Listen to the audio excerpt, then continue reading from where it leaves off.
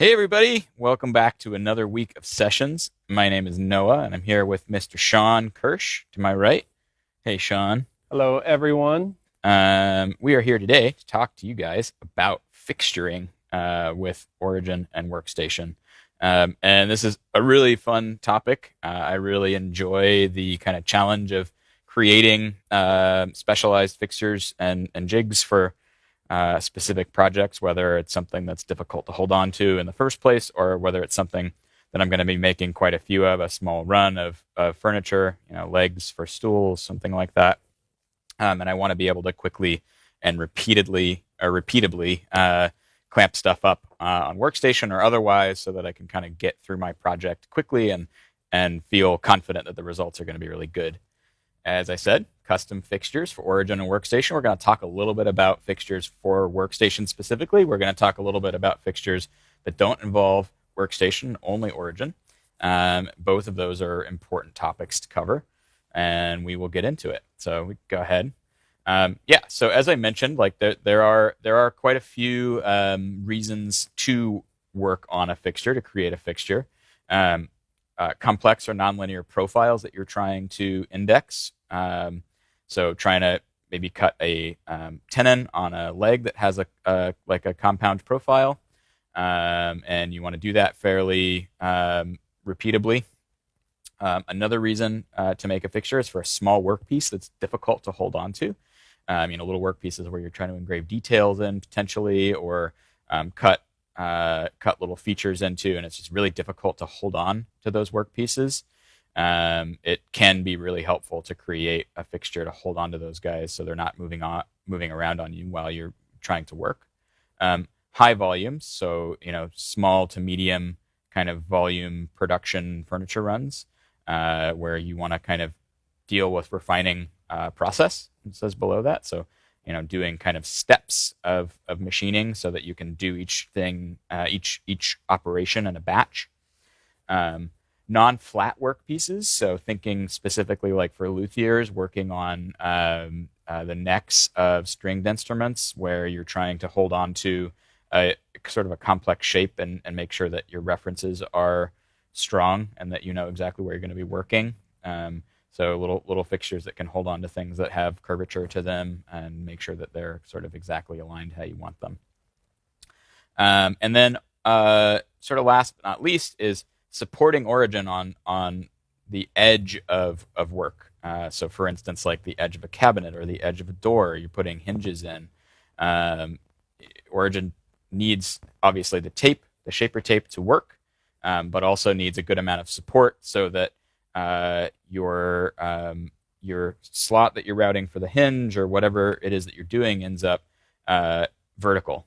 You're not trying to balance Origin on the edge of something narrow, and that's just sort of a recipe for maybe not disaster necessarily, but it could be. So kind of adding good support for working on the edge is a really important thing to know how to do. Okay. So let's just take a couple examples of these projects so we can start to kind of grasp them in real life. And I'll stop actually here as well. This is our first example, and this one you may have seen on the website for custom fixtures. This is a chair that I designed kind of back when we launched the workstation. And if you are interested in this becoming a premium project on ShaperHub, go ahead and go vote. There's a project proposal up for this chair. And if we get enough kind of love for it, we will go ahead and take the steps to turn this into a premium project so that you guys can build it. It's a really fun chair. It's definitely challenging, and the neat thing here is that it will utilize kind of other shop tools because the sort of side profiles are fairly thick, and the slats for the seat and the back and stuff are all sort of just more traditional millwork projects, and so we'll be able to talk you through that. If that's something that you haven't done much of, but you do have the machinery maybe in your garage, this will be a really fun project to learn about that kind of stuff with. So take a look at the project proposal, and if you like it, vote for it. I think maybe Ted will have the link in the chat for that proposal. Anyway, back to it. So something that's difficult to kind of do repeatedly is cut the mortise for the back and the leg on this chair. And that's what this little fixture is built to do. So you can see it references references in fairly securely, and that sort of where either the back slot or the leg slot, depending on which side you're doing, comes in contact with this little reference fixture. And you can flip the whole thing over to do the opposite side. You can see there's a little diagram on there showing you which side of the leg you'll be machining depending on which orientation you have it in.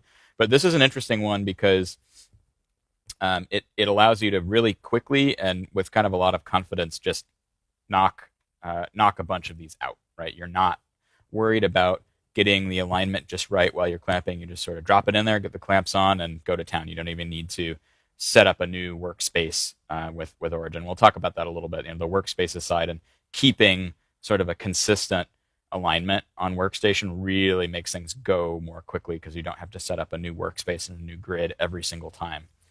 So anyway, we can go ahead and move on to the next one. This is just kind of a fun little. So and this is kind of a very polar opposite example. That's why I put it next. This is a very general fixture that Sam created as essentially a replacement for or an addition to the Workstation shelf. We can take a quick look at what the shelf looks like in sort of its stock form. Jump back to my camera, Eric. So this is the stock shelf, and you can see that it's just sort of it's a deeper rectangle, deeper and shorter than the one in that design. But it doesn't have any of the features in the top. So really the only way to kind of clamp to this is with double-sided tape, which we do use often, and it's great. But if you're trying to just do some simple features in a kind of rectangular part, you don't necessarily need the double-sided tape every time. That Sam's little fixturing plate is really helpful. Let's go ahead and go back to that slide. We can look at it a little bit more. So you can see there's a piece of T-track that goes all the way across the length of the fixture, and then there's pins along the back that can be changed. You can put pins in different spots. You can adjust the little dog at the end, and then that Veritas clamp. We've got Ted will throw a link in the chat for this guy as well. That Veritas clamp is called out in the Shaper Hub project. They're awesome. They're little low-profile cam clamps. One thing that a lot of cam clamps do that this one doesn't is sort of lift as you clamp. This one stays really flat down to the surface. I really like it. They do a good job. So this is a good one to just sort of make and have on hand for doing little projects that are rectangular generally, and you're not trying to hold an interior profile, right? The double-sided tape is really good if you're trying to cut a profile out of something else. But if you're just cutting into a piece of stock and you don't plan on cutting the profile at all, this is definitely a much simpler kind of way to do multiple pieces, at least. So we can go ahead and go on to the next example. This is another one from Sam. This is a little fixture that he made for holding on to dowel. The interesting thing here is it's really important to know where exactly the dowel lands in that lineup. And so it looks like he's got like dimension references on there. So he probably did a grid onto the actual clamping face of Workstation. And we can talk about that a little more, where you put your grids and where you do your kind of design and setup for custom fixtures. But it does generally take a little bit of creative thinking to kind of make sure that you know that Origin is going to be aligned while you're working. But you can see, if you put a little bit of effort in there, you can see Sam cut a concentric ring around that dowel, that existing dowel. It's pretty impressive. That looks like quite concentric, which is a difficult one to achieve. So that's a fun one. We can go ahead and go on to the next. So this is we're sort of out of the Workstation realm and into the just straight Origin fixtures. This is a corner support for Origin. So this is specifically was designed for installing this particular hinge called the Salice air hinge, which is, if you're familiar with sauce hinges, Salice is another hinge manufacturer that makes these sort of invisible, quote unquote, invisible hinges, but theirs are both adjustable and soft close, they're really impressive hinges. But getting them into the edge of a cabinet is actually pretty difficult. The pocket you have to cut is good and deep, and so this is sort of one way to do it after the fact, after the cabinet carcass is assembled. You can just toss a hinge in with this little fixture. We can go ahead and go on to the next one. So similar concept here, but a little bit different execution. This is another Shaper Hub project that was just posted up recently from Shaper. This is a door edge mortising fixture. And this one is kind of built for doing sauce hinges, or these are kind of really popular, especially over in Europe, these Simonswerk Tectus hinges, which are kind of similar to sauce as well, but just really they're meant for holding on to really heavy doors. They have a high load rating, and they're also adjustable. So this is just another approach to getting those into the edge of a door with Origin. So like I said, there's kind of the two broad categories, whether you're bringing Origin to the work and you need some extra support, or whether you're bringing the work to Workstation, or in this last example, you're bringing Origin to the work, but this is a sort of like a quick way to do a lot of volume. So let's go ahead and go to the next slide. So we call this the surgery board technique, and we're actually going to do a demo of it later on. This is a really important one to know for Origin users out there, because it essentially makes setting up for a large number of operations really simple. So in this particular example, our buddy Avi at Avi's Hardwood Floors, he's in the Bay Area, was putting these little starburst medallion guys at the intersection of every piece of parquet in that floor. So there were literally hundreds of these to cut. And it didn't make a whole lot of sense for us to just lay out Shaper tape at every intersection, set up a grid, get all of that done. And so what we did was set this file up that had the starburst pattern referenced to a square that was rotated at 45 degrees. So all Avi had to do was line up that square, the corners of that square, with his parquet floor, and that would get him, within sort of a 1/16 of an inch of where he wanted to land, which was good enough. And he could just sort of slap it down, cut next, cut next, cut next. Makes it really fast to go through and do some volume. So that's a really good one. The one thing that's worth noting on any of these fixtures that bring Origin up off the surface you're working on is that you lose that working depth from your depth of cut, right? So in this case, it's a 1/4 inch piece of plywood roughly. It means that Origin's depth is reduced, its capable depth is reduced by 1/4 of an inch. So in a lot of cases, it doesn't matter. In this case, like we were just doing roughly 1/4 inch deep inlay, so handled that, no problem. But worth considering for, say, deeper hinge pockets or anything like that, where you really are trying to max out Origin's length. We can talk a little bit about different materials that we've used for these types of jigs that don't sacrifice quite as much depth. I think that's it for examples, and we're going to go into talking a little bit about constraints. And a caveat here, I'm not a mechanical engineer. I did talk with some of our mechanical engineering colleagues here at Shaper, and honestly, a lot of these rules in woodworking are okay to break, and we're not dealing with engineering materials that are sort of completely unforgiving. Wood's pretty forgiving medium. So all these rules, sort of grain of salt, and it's okay to sort of take these and try and apply them to your projects. But if you're don't get caught up, I guess is what I'm trying to say, in trying to overthink these guys.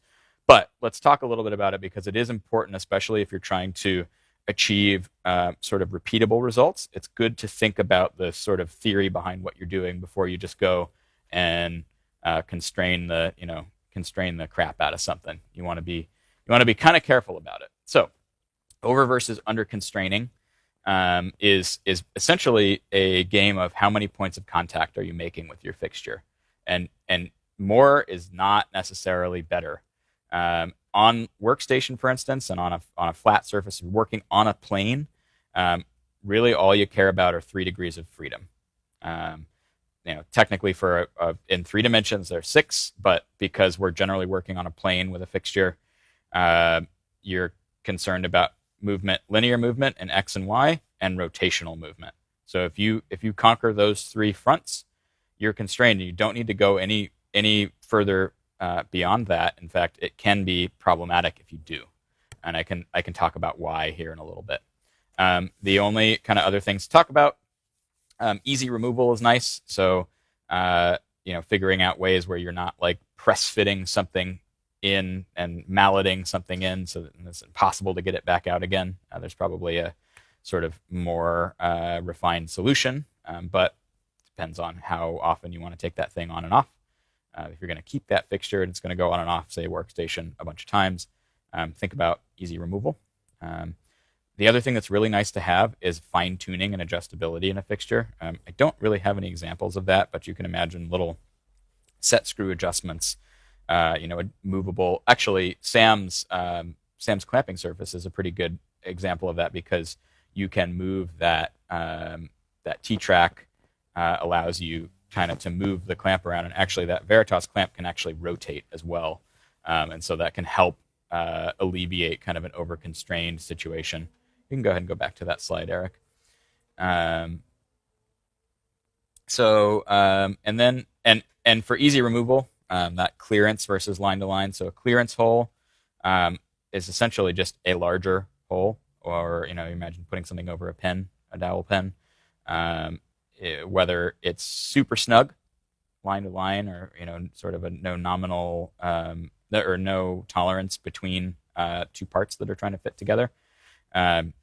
Sometimes, pretty much always, you're going to want to add a little bit of tolerance, but there are places where you want things to be snug and places where you want things to be somewhat loose or fitting. So we can talk a little bit more about that later. Let's go ahead and go on to the next slide, Eric. So there are so many ways to figure out how to do this. Some of the ways that we like to build our fixtures are these items. So for reference surfaces or indexing surfaces, we use a lot of dowel pins. So in Workstation, there are those retractable dowel pins, but you can buy Delrin dowel pins or wooden dowel pins or metal dowel pins, depending on what you're doing. Oftentimes, I really like the Delrin, the plastic ones, because they've got good hardness if you're going to be reusing them a lot. That's what we used in the original vertical workstation for the reference pens, and they're nice because they don't deform quite as much as a hardwood one if you're sort of pushing material up against it often. And then a fence, which is just a flat fence essentially, which is what the angle guide is more or less on Workstation. We can look at that here in a second. For clamping, we really like T-track in our fixtures because it does allow for adjustability, as I mentioned. Toggle clamps also can be adjusted pretty easily. The kind of common brand for those is the Stako, but you can find all sorts of knockoffs on Amazon, and they're on McMaster. There's lots of different flavors of toggle clamps, but they're a really handy thing to kind of get to know. And there's toggle clamps that clamp sort of between a surface, and then there's sort of linear clamps that can clamp across an item into an end stop. Clamping through holes, so meaning punching a hole through the back of your fixture so that you can fit, say, like an F-style clamp through. And then cam clamps. So that Veritas clamp is a cam clamp, but you can also design cam clamps and cut them with Origin with just a pivot. So like a Delrin dowel pin as a pivot we've used quite often before. So it really depends. Like if you don't have the clamp around, you might be able to figure out a way to make a clamp on your own with Origin, and it'll take a little bit of sort of trial and error to figure out. But again, try and build in little adjustments here and there. Always have an adjustment if you can. That will help you out substantially. Actually, kind of an interesting adjustment that I learned from one of the hardwood flooring classes that I was a part of was using drywall screws as end stops. And you could go even further maybe and get like a threaded insert and put it in, but essentially using a screw as a stop is a really nice way to have a micro adjustment built in to your system. So that's kind of a fun one. Let's go ahead and go on to the next slide.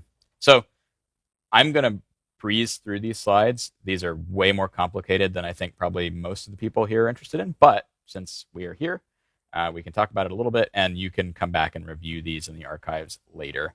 Basically, like I said, 3 degrees of freedom on a single plane, X, Y, and rotational about the Z.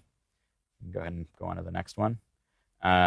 So points of contact, or rather points of constraint, there's 2 types. There's a point constraint, so essentially where a body is tangent to a pin. It's kind of the example here.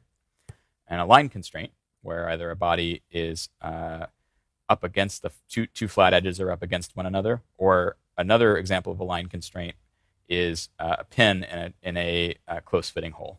And that line constraint represents 2 degrees of freedom. A point constraint only represents 1 because it can rotate about that point. Go ahead and go on to the next. So that first example up top is over-constrained because there are 2 line constraints, meaning there's 4 degrees of freedom constrained, which is over-constrained because you can only do 3 on a plane. The bottom is the correct way to go about it. We've got a line constraint and a point constraint, so fully constrained. So, like I said, this is just sort of a quick academic overview of what we're talking about.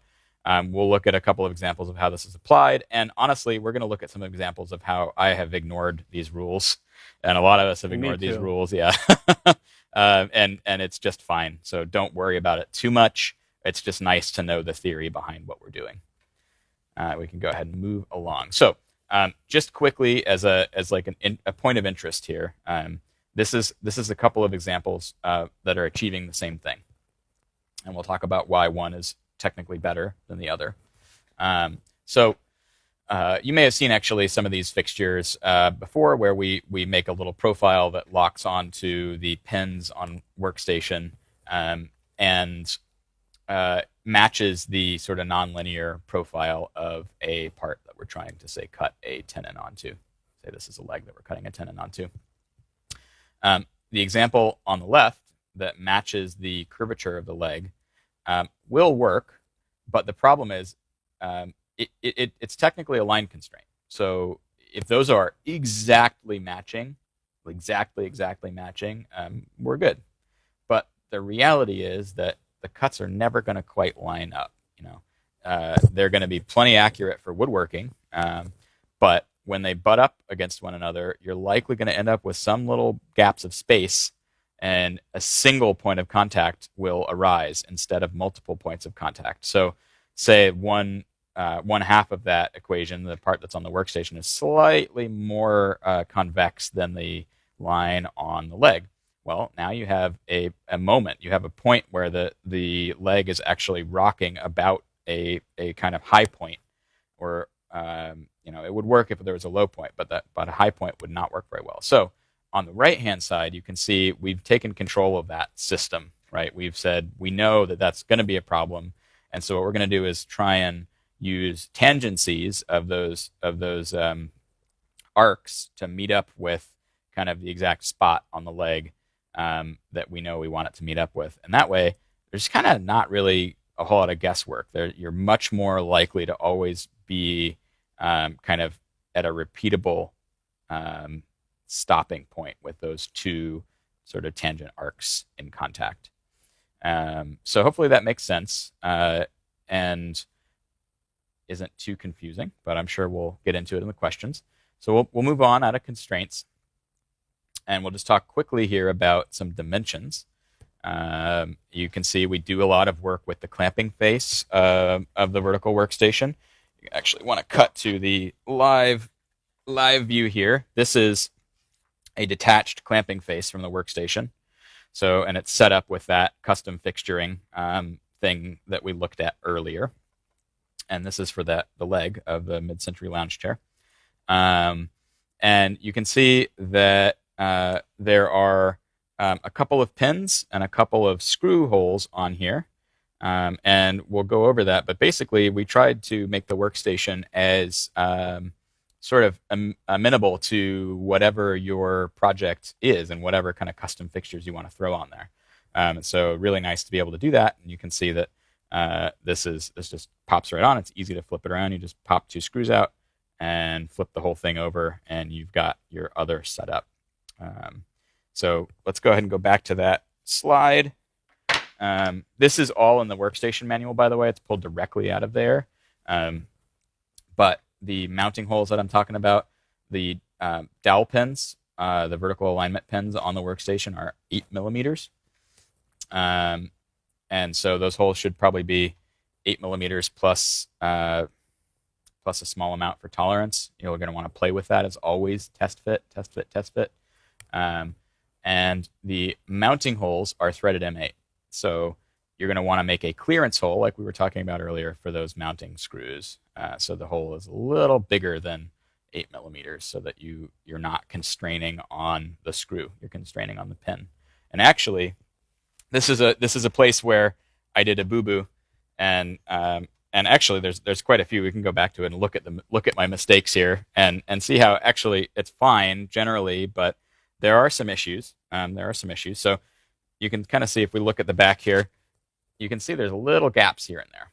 And that's just kind of the reality of what's going on. It's good enough for this fixture, but if you wanted to really go crazy, you would want to figure out, again, 3 points of contact, 3 points of constraint.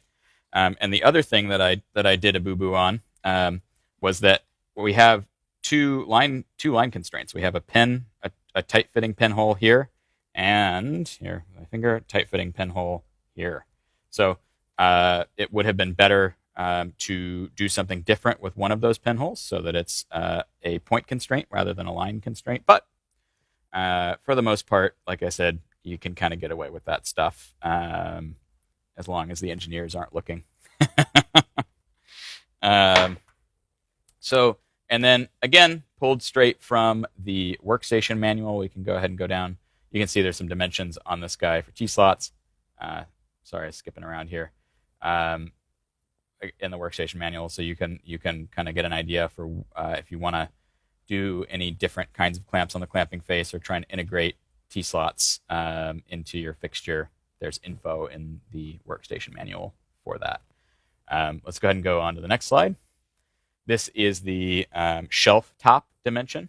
So if you want to do something like Sam's shelf topper, but you want to strike out on your own and design your own version, this is the hole pattern that you need to work inside of. Sam has a large shelf top as well on Shaper Hub, and we've got a link for that. That's kind of a fun one to look at.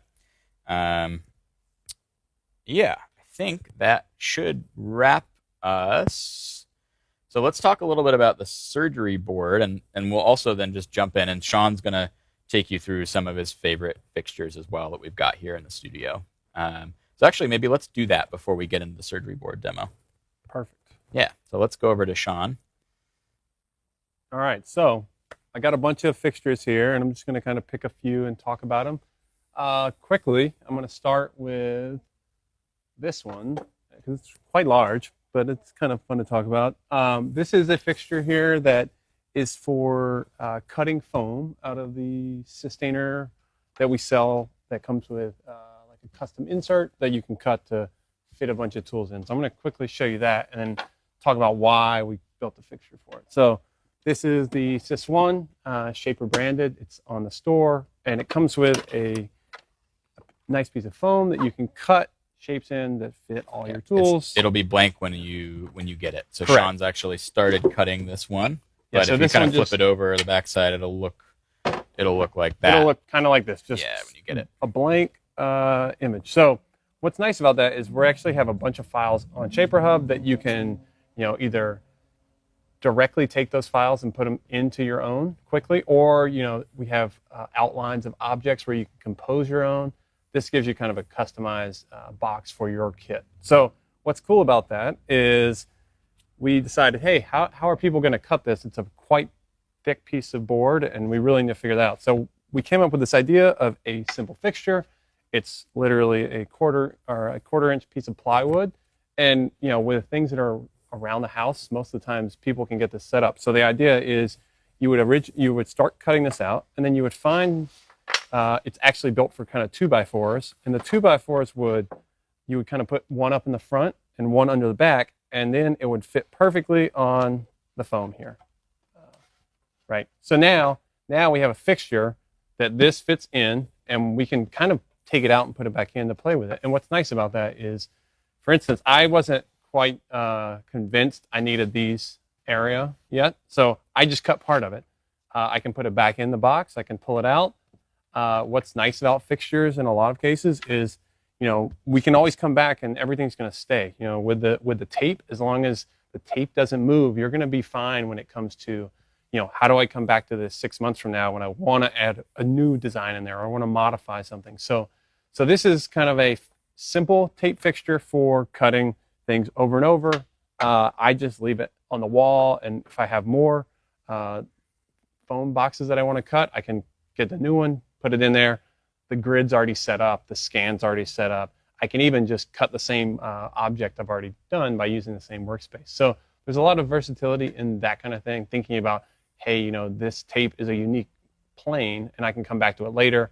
Everything's remembered, the cuts, the history, the design files, the grids. So that's one of them. So and it's just tacking onto that, it's actually quite important to, when you're thinking about designing these types of fixtures, especially something like the Sys1 foam fixture, which actually is on Shaper Hub, that profile, is that whatever you do, you want to make sure that you have a plan or a strategy for how you're going to reference your real world part to your digital file. And so in this particular case, the cut profiles, if you cut back to Sean, the cut profiles for the tools that go into the foam are going to actually be nested into that same profile that he cut out of that board. So you can set a grid up as well, which is probably something that Sean did. So and you'll see here I have a numbers call out for 4 and 2, and that's so if I need to make changes, if I want to replace the file again, I can just make sure the bottom left-hand corner is in the same spot, and then everything will reline up. Yeah, but if you don't plan to set a grid up, setting a grid up on the edge is always a good idea. But if you don't, you just want to make sure that your file contains both the profile of your stock as well as the profiles that you plan to cut into your stock in the same SVG file, so that when you import it, you just cut the sort of outer profile that's your guide, your reference edges for your fixture, and then also have the sort of stuff that you're trying to cut into that part built into the same file. Yeah. So that's one of them. I think another one we started showing this one here. This is a new jig just released on Shaper Hub today.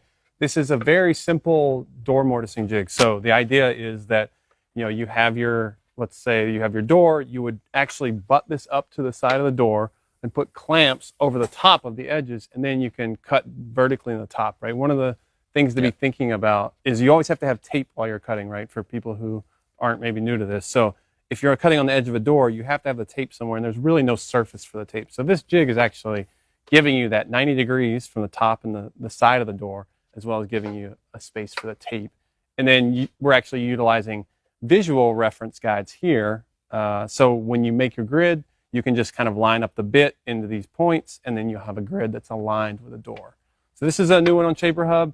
It's quite cool. I've started playing with it this week, and I think it's going to be a really fun one for a lot of people who are doing more. Yeah. And what do you want to talk a little bit about the materials that they recommend for making that out of? Yeah. So you'll notice this one is made out of plywood, and I think that while it's strong enough, I would actually, there is a little bit of play to it. If you want, like in the image, Origin's kind of sitting on top. I wouldn't recommend that on plywood, but the European team has found that it's like a chipboard. So it's a melamine top, bottom, and then kind of wood middle, and that actually, it's very strong in that regard. So you can put Origin on the top after you make a cut without worrying about it falling over.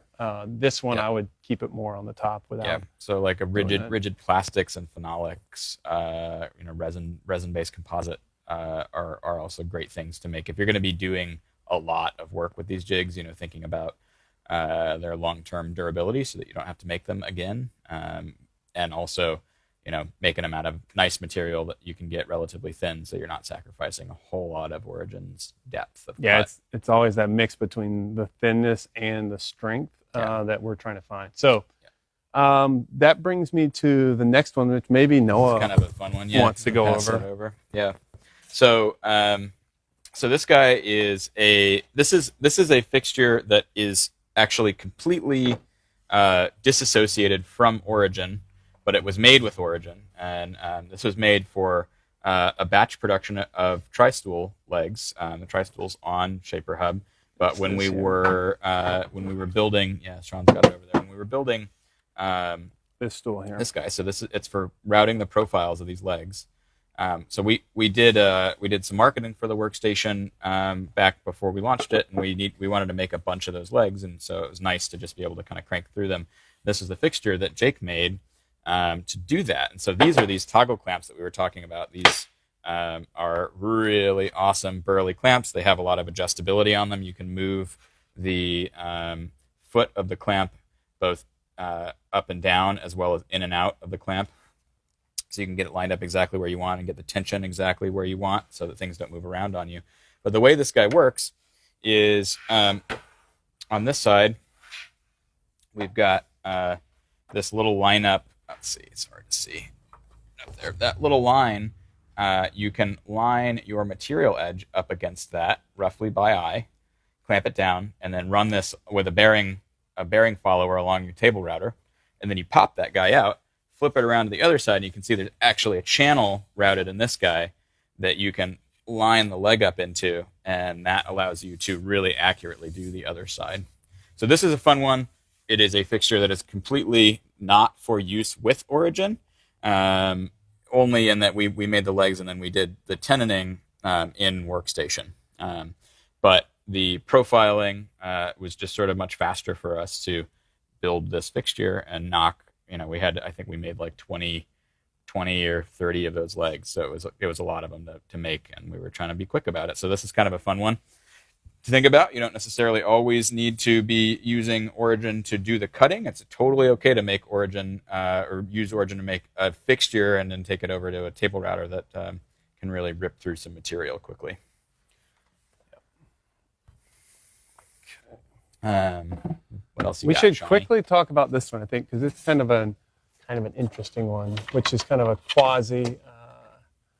It's kind of a mix of this and the other one. So a lot of times we're talking about Origin cutting, and we're bringing Origin to the thing, cutting directly into it. We're importing the files, aligning with it. Now this is an interesting one because maybe we can go over to this camera here real quick.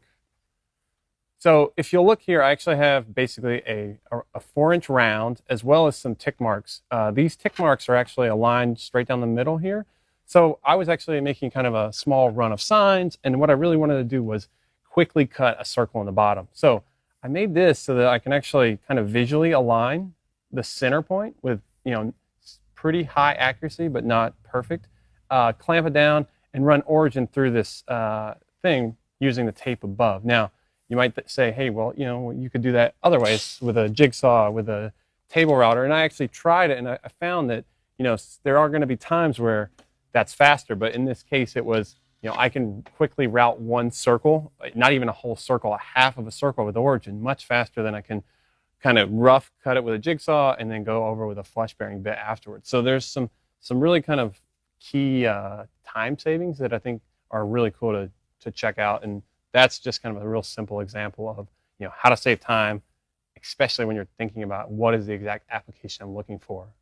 Because doing that, taping up each sheet with Origin would be kind of a pretty difficult task as well as time consuming. But when you can just quickly clamp it and use the tape with that design that's already in there, you don't have to worry about any of the setup. It's just cutting time. So that's a kind of a key thing we're thinking about when we're working on these. And generally, a fixture is going to take time up front to design, to think about, to test. There will likely be a little trial and error if it's a complicated one. But the time up front is going to hopefully, if you've kind of done things right, is going to save you a lot of time down the road once you get it all set up. It all depends on how many of the thing that you're going to be making. But if it is more than one, even, I would say oftentimes it's worth investing a little bit of sort of effort and thought and time in fabricating a fixture to hold on to whatever you're making a run of. Yeah. And one key thing I think you mentioned there is, when you're talking about doing digital design, a lot of times you're building these designs in a 2D or 3D program, and making a fixture from those files is really easy. I mean, I did a step stool project a couple months ago on sessions where I built my step stool from start to finish, and you'll notice kind of if you look up at this image here, just kind of ignore it a little bit. This is kind of the profile of the shape of the stool here, and it's like, how do you put that in the workstation and cut tenons in the top? And I can bring it into my design software, make a single rectangle that's attached to the shape and subtract it, and now I have a jig with the holes for the workstation as well as the profile needed. Now, as Noah said earlier, this is definitely over constrained, but in some cases that is going to be okay. And I worked the offset to where it felt really close to me, and the results I was getting out of it were good enough. If we're talking, you need really specific precision, go with more engineering side of things. Yeah, I think the other thing that's worth mentioning here while we're on the subject is that there is actually a Shaper Hub project that has pretty much every relevant hole pattern and profile to set up your own fixtures on Workstation. So we can link to that in the chat, but it's got the clamping face profile where all the holes are. It's got the shelf hole pattern for mounting. It's got the hole pattern for mounting the bottom of Workstation to your tabletop if you want to cut holes in your tabletop. So you've got a good solid place to put some screws up through your bench. So you don't have to use clamps to keep your workstation on your bench and secure. There's lots of good stuff in there. Yeah, it'll save you a bunch of time trying to get alignment to all the pins, all the points, all the tracks. It is really time saver. I think that kind of reminds me of one. I was not going to show it, but I found this really helpful for the workstation. So this is another simple fixture. All it is a recessed MDF shape. So I just recess down, and then I have a little square ornament that I can kind of press fit in there, and the press fit is just enough to keep it in place. But one thing we found is actually doing this on the shelf for the workstation is a great way to hold unique side pieces. Remember, we had kind of even the arm on your project, it was flipped to the side, and we had just cut out the recess of that arm, and it fits in the shelf. So the shelf MDF top really becomes a quick fixture. Just from so Sean's talking about cutting. You can just with, say, even on-tool CAD, if you're trying to do something simple, you can cut into. I'm going to flip over to this camera, Eric. You can cut into the MDF spoil board of the shelf. Remember, this is removable and replaceable. You can grab that profile from the kit on Shaper Hub and cut more of these, so you can have lots of them. And for Sean's example, you could literally just draw a rectangle with on-tool CAD, put some circles in the corners for dog bone relief, and the only thing that I will note that's actually a really good little tip for that kind of fixture is you always want to be able to get in and under something. So it really helps to bring it all the way to close to a front edge and then cut a little section deeper than your material that you're going to press into that slot, so that you can, say, get a spatula or a something kind of easy underneath it, and it's and not such a close fit that you're going to mar it trying to get your part out. Something that you can really easily slide in and just kind of nudge it out. There or if you can reach from the bottom, like on the shelf in some places, you could even just pop a hole straight through so that you can maybe get like your Allen wrench or something up through there to push it out. Just good to have a plan for how you plan to get something out of a snug fixture setup if it's not just held in place with a clamp, if it's sort of pressed into something else. So I think probably let's do this. Let's get into the surgery board. So let's go quickly back into the slides. And this is just like a really dead simple example of what's going on here. And there's kind of two options with the surgery board. This is illustrating option A, and Sean will illustrate option B in real life here. But option A is essentially what we're trying to do is have a mobile workspace. So this is, say, a 1/4-inch sheet of plywood, or in this case, Sean's using a piece of acrylic. It's a something to hold on to the shaper tape. And in the case of what Sean's doing, or will be doing, it's an easy visual alignment. So it's just really super quick to see what you're doing. It's a little bit more cumbersome to do that on Origin, but mainly it's doable. But mainly the time savings here is just not having to apply new tape, scan in a new workspace, set up a grid, import a file. It's all done, and it lives on the tape. So wherever the tape goes, so does the design. And that's really what is just like critically excellent about this surgery board. You do it once, and you don't ever have to think about it again. You just lay it down where you want to cut, make your cut, move on to the next one. So it's really helpful if you're repeating the same profile, or in Sean's case, it's got a couple different sizes. This idea came to us from a customer doing the different sizes so that you can have some kind of variety in the butterflies that you're applying to your work. So let's go ahead and take a look at it. Yeah, so like Noah said, and maybe we'll just come down to this camera here for a second. So these are little bow ties. We have a Shaper Hub file that has I think 4 different profiles at 4 different sizes. This is one of the sizes. In the past, I've just kept kind of a box of these around, a size that I like. Using your imagination, these are made out of a nice piece of hardwood, and that we're putting it into a checked live edge table. This was plywood veneer on the outside, so it's a really nice maple.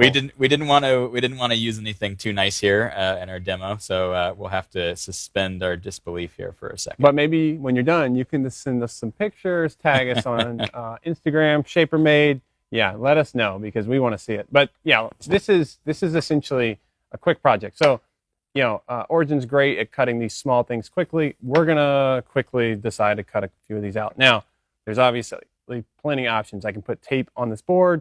I can scan it in, place my file, cut it. But in this case, I have a file that's already pre-made. I already know everything.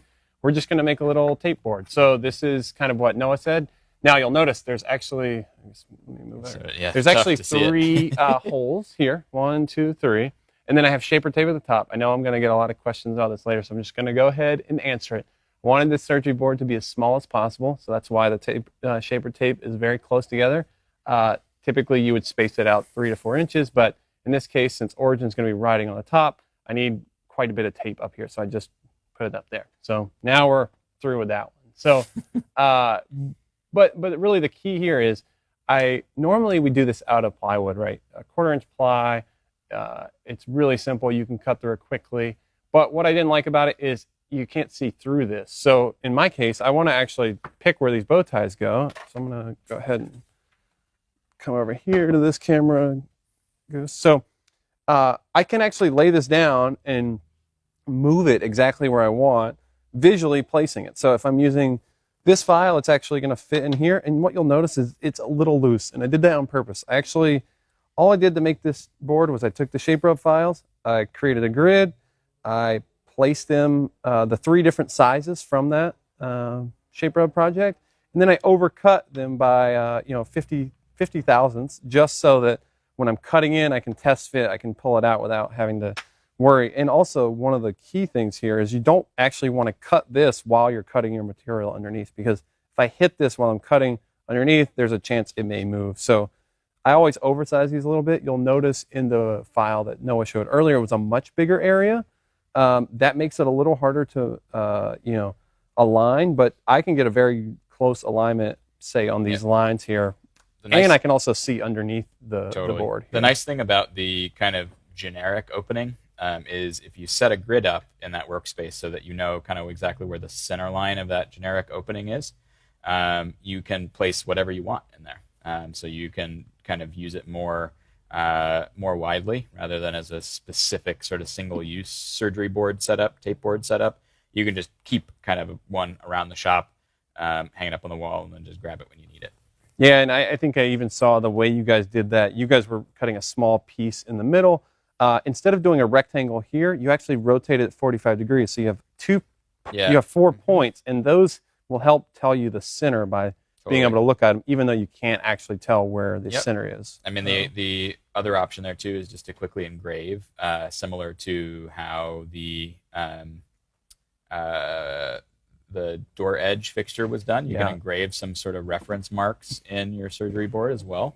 So that similar kind of idea. You cut over to that guy. Yeah, similar like these engravings so that's kind of here. like a center mark, exactly. That's a pretty easy way, and you'll see the other ones over here. So that way, you know exactly where they are. Grid alignment. Yeah.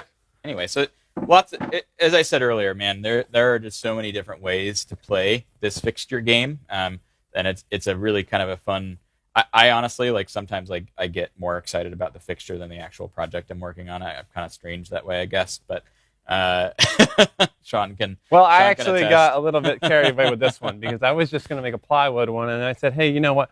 I really want to see the grain around the area I'm cutting, not just this one little spot, and kind of do the whole up, down, checking underneath. So I said, I'm going to try acrylic. We've had a session in the past where we show other materials you can cut with Origin.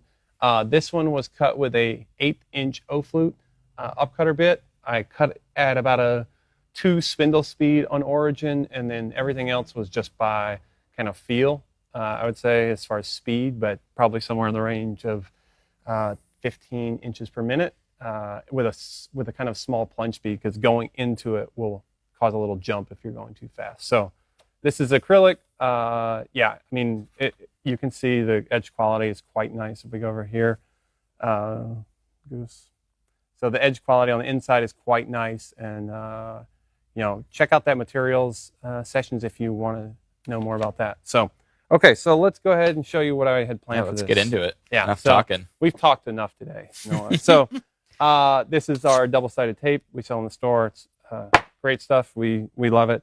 I actually am going to put a little bit less on this because I'm a little worried it's going to break if I put too much. Yeah, so no need to go crazy. You're just really trying to. You're not. In an ideal world, the only force that since you backed the edges of the profiles off a little bit, the only force that this is going to see is the sort of friction of the base of Origin, the skid plate of Origin, moving across it. So we have our double-sided tape on the back. I'm just going to align it exactly how I want it. I'm going to put it about like here, and then when I get it on, just give it a couple taps, make sure it's not moving. It'll be fine when we get some pressure on it. So now we have this. Now, because when I set this up, I had a grid set up, and then I just had I took a point here, and a point here, and that gives me a 0, 0 of the bottom left. And then I placed these 2 inches up the middle, and then I just spaced them out so they don't touch each other. So I have this file. Now, if I bring Origin over to it, and we go to the Origin screen for a second, it's going to join straight into that workspace. So if I zoom out a little bit, you'll see it already knows about it. You can see some extra tape that has disappeared with the little blue. I actually added more tape up top because I was starting to get a little low. I will say one key thing with fixturing, no matter what you do, make sure that this tape meter is full metered whenever you're cutting. So if I come up to the top of this, you'll see it's all black. So all 3 of these can be cut with a full black tape meter. That means I have good accuracy. So I'm just going to come over here, and what you'll notice is because this workspace is, I saved it, and if we go to the workspaces menu, you'll see I just named it bow tie jig. That allows me to create modifications to it, to go back to it. If I boot this up in a week and it's been hanging on the wall, I don't have to regrid, I don't have to replace. Everything's already there as long as this tape stays safe. So I'm just going to go up and we're going to just cut this. So because everything's already set up for us, and that's one of the beauties of these fixtures is that we don't have to reset up everything. It's just kind of ready to go. So all I'm going to do is erase the cut pass so that I can get back to a fresh, clean thing. And you'll notice a little bit, if you haven't ever seen Origin, I'm going to quickly walk through the menu, but basically this is my depth. In this case, I want to cut to a 1/4 inch. So I'm just going to type in a 1/4 inch. I want to cut a pocket before an inside cut. Now, some people may prefer to do it the other way. I like to do it this way. I find that if you cut the pocket first, you have this little extra that if you go outside of the bounds a little bit while you're pocketing, you'll clean up after you change this to an inside cut. And that buffer actually adjusts with the size of the bit. So it's actually really nice to do it in that order of operations, just to give yourself a little bit of room to not screw up. We've found if you cut the profile first, you kind of create this open raceway, and if you accidentally you're pushing really hard to move through some pocketing material, and then you get to this area that's open, and it's really easy just to sort of slide on and ding the outside of your profile. So it's definitely, in our experience, better to do the pocket first, the profile second. Totally. So, okay, so that's that. The offset, we can always adjust that, but right now, 0 offset's good. My bit is a 1/4 inch, and what you'll notice, what's kind of cool in each of these files is it actually tells you what size bit to use with each. So this middle one is a 1/4 inch. The top one, which is a bit bigger butterfly, is a 1/4 inch, but you'll notice the bottom one is an 1/8 inch, and the corners are much sharper here. So that's just something to be aware of as you're cutting. Obviously the bit size in the corners will affect the way the fit happens. So just be aware of that. So we're all good. Now, Z-Touch, this one's quite important. So if we switch over to this other camera real quick, Goose. Actually, we talked about the thickness of this being pretty important. So what you need to remember is you're not cutting based off the top of this. You're cutting based off the top of the material you're sitting on. So when you do a Z-Touch, you want to make sure you're touching off on the material here, not on here or here, because then you're going to miss that depth here. So I'm just going to bring it over here. Make sure that kind of the area underneath this here is fully loaded on an actual part of the material. If I did it kind of here and I was kind of in this dip here, it would actually not work. It needs to be on a flat surface. So we'll just come over there. I'm going to hit Z-Touch on the material or on the screen. It's going to lower the spindle until it touches. Now I have a touch off that is taking into account the thickness of the fixture. So we're all good. So if I type in a depth, it's going to go off here, not off of here. Yeah. One just quick note on that. In this particular case, where we're using a very thin piece of material, so your touch off is only, say, 1/8 of an inch below the bottom surface of Origin, you're pretty safe. But if you're doing something deeper, be really careful, because there are some occasions where when Origin is fully retracted, but you've touched off well below its surface, the cutter is actually still out below the bottom of the machine, and so it'll think it's retracted and everything's good, and you'll try and move it around, and you'll actually just be running the router bit into your fixture, which would be a bummer. Yeah. Okay, so now we have that. We have it all set up. It's time to cut. So I'm just gonna put some glasses on and some headphones. Cool. And I'm gonna sneak over here so I can give you some commentary while you're going. Okay. Yeah. So Sean's going to be doing this in a couple of steps, like we said. For those of you that aren't familiar with how Origin works, that center white circle is the corrective range that Origin is capable of working inside of. So that means that as long as Sean keeps the cut inside of that range, Origin will be doing all the work, kind of keeping things corrected and proper for him on the line. In pocketing mode, it works a little bit different. It actually is going to stay on center until, if you notice, it changes when he gets right up at the edge of the material. You can see the bit starts to move, and it won't let him go outside of the profile. So when we take a look at the profiling mode, where Sean will be there in a second, after he clears his pocket out, you'll see it works very differently, where the bit will actually stay snapped right on the cut line 100% of the time. And so you, as the operator, just have to be accurate to the edge of the profile within about 1/4 of an inch in any direction, and Origin will be able to take up that slack. So that's the pocket cut. Sean's going to vacuum out a little bit of debris that's left over there, and now he's going to go ahead and switch that same profile, so it's the same design file, he's going to switch that to an inside cut. So you can see now there's a toolpath that's aligned up to the profile. I guess he's going to go a little bit deeper. See, what's nice about Origin is that you can change your mind on the fly. And it allows you the flexibility to just kind of make that change without going back to your computer and editing anything. Just change the setting, and you're on your way. So when we get into the profiling mode, there's a couple things that we're going to look at that'll be kind of interesting. Offsets if you're not familiar with offsets on Origin, they're a fine-tuning tool that allows you kind of an infinite amount of adjustability on a profile. See, there's the reason why you should do a pocket first.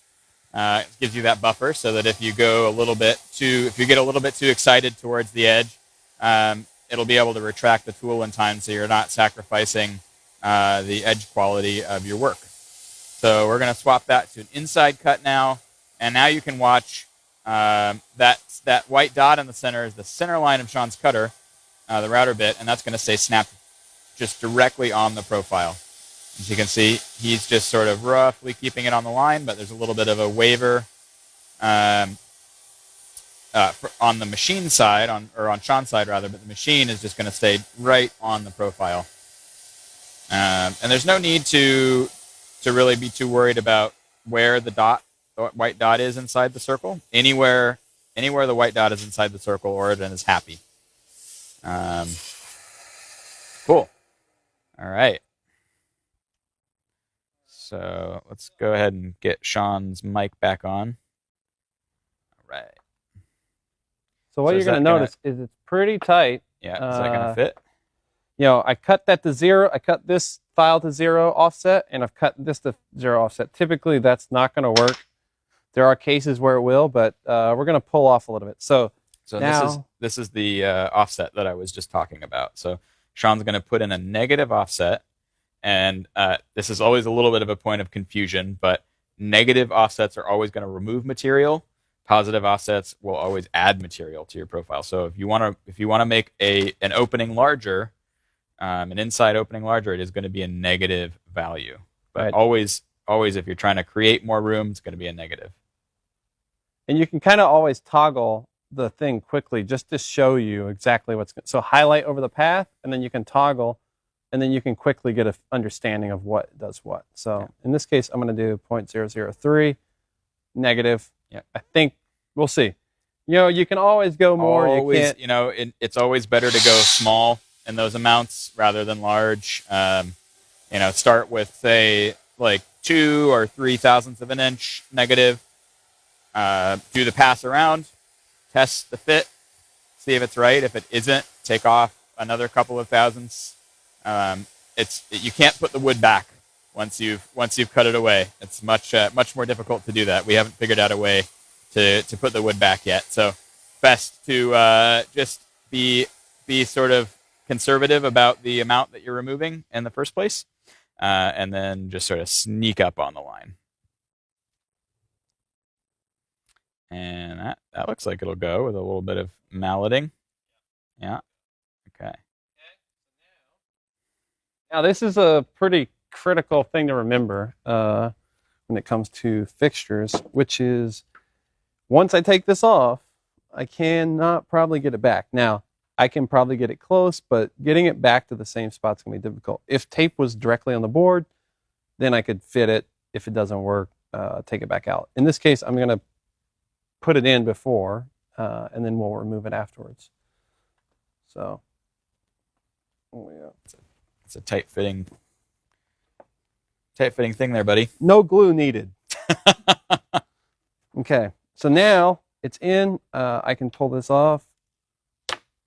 I'm not sure about acrylic as a long-term fixture, but it was worth trying out. That's one of the joys for me is learning new things. I've already found that it doesn't come off the acrylic as well as I had hoped, so that's something to be mindful of. But here we go. We got our thing in, a couple hits with a plane, and it's going to be flush. So that's a quick one. The whole point of this is, if you're going to do one, you might as well do two. So we could just quickly throw it on, put some more tape on. We don't have to worry about any of the setup now. It's just about... And don't have to put... cutting. Yeah, he's talking about double-sided tape, not shaper tape. Correct. Get it held on, yeah. So if you're just going to be doing one of these guys, it doesn't really make a whole lot of sense to go to the effort of making the surgery board. Just throw the shaper tape directly on what you're going to be cutting into. But if you've got, say, 10 butterflies or bow ties that you're trying to put in, you should make a surgery board. And if you think you're going to be reusing that profile kind of in the future, go ahead and make one. They're pretty quick, and they will save you so much setup time down the road. Yeah, you'll notice all the jigs that I make have holes in the top so that they can hang on the wall. Classic wood shop. Yeah, Sean's really into that. You go into his shop at his house, and he's just got stuff. I got all the jigs now, hung up everywhere. So anyway, that's kind of a quick overview of custom fixturing for Origin and Workstation. It's a really in-depth topic, and you can get either sort of as creative or as simple as you want with these fixtures, but it really does kind of pay dividends to get your eye in and figure out sort of how you like to work with fixtures, because they can really get you out of a bind, and they can really make life easier for you, especially if you're doing lots of one particular operation. With that, I think we are going to go ahead and sign off, and we will see you